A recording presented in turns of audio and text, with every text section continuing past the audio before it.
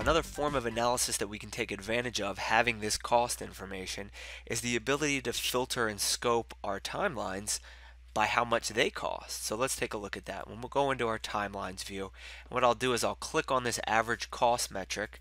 This is going to show me a histogram relative to all of my patient encounters and how it skews by their cost. So I can see the minimum is nothing, right? The average is $131 per patient, and the maximum could be $511. So what I can do is skew this threshold and start to take a look at, let's say we're interested in analyzing patients which have cost us over $198. Now it's only 7% of our entire population, but that's still almost 1,650 patients which have cost between $198 and $511. Now let's apply this as a filter. Now we're looking at just those 1,648 patient encounters which have cost us over $198, and now we can start to drill in and take a look at things like root cause.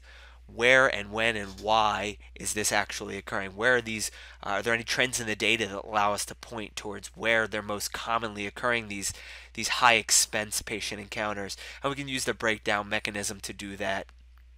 So we can break it down by let's say the means of arrival or the day of the week, and see if there's anything that stands out.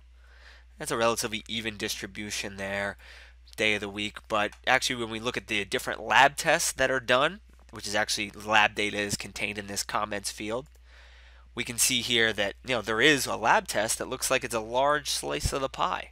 So maybe we need to understand and go ask questions of the lab exactly why it's either taking us so long or is it so costly when we're running this specific lab, right? But really any of those different attributes that we load that are going to allow us to drill in and try to take steps to mitigate these expensive patients from happening if at all possible.